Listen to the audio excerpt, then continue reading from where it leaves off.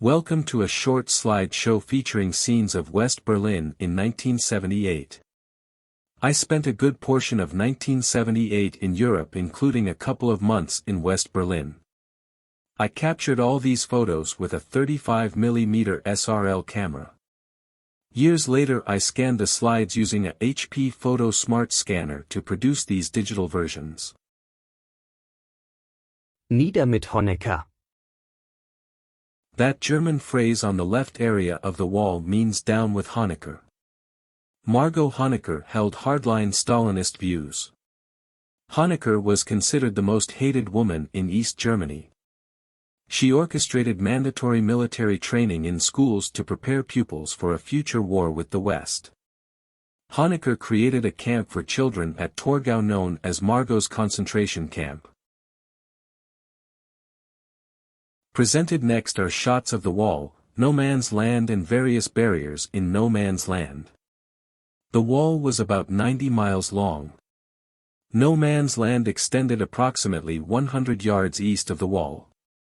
In many places there was a secondary wall east of no man's land.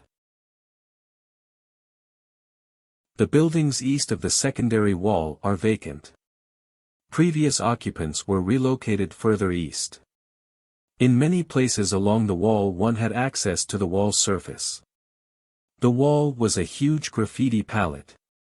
Being a young mischievous buck at the time, my buddy and I would get beard up, go to various sections of the wall and deposit the used beer. Many observation towers existed on the east side having a commanding view of no man's land. These were occupied by guards armed with machine guns. The towers had high-power spotlights used to sweep light across no man's land during the dark of night. This is the famous Checkpoint Charlie. The checkpoint has been featured in several movies. It was a sort of symbol of the Cold War. The checkpoint was the portal between East and West Berlin. Allied forces manned the west side while Soviet guards controlled the east side. It was the singular gateway where East Germany allowed Allied diplomats, military personnel and foreign tourists to pass into Berlin's Eastern Soviet sector. This was the first point where Eastern Sector residents were allowed into the West at the fall of the wall. This was another checkpoint. I do not recall if it had a name or precisely where it was. This West German policeman did not seem too keen by my taking his photo. Fortunately his submachine gun just remained at the ready. This hill area is Teufelsberg, German for Devil's Mountain, is a non-natural hill. After the war the hill was formed from the debris and rubble of the largely destroyed city. The hills covered up an unfinished Nazi military technical college. At the time it was rumored that these antennas fed Allied forces radio receivers eavesdropping on all manner of radio communications. At the time, as a tourist I had no confirmation of those suspicions.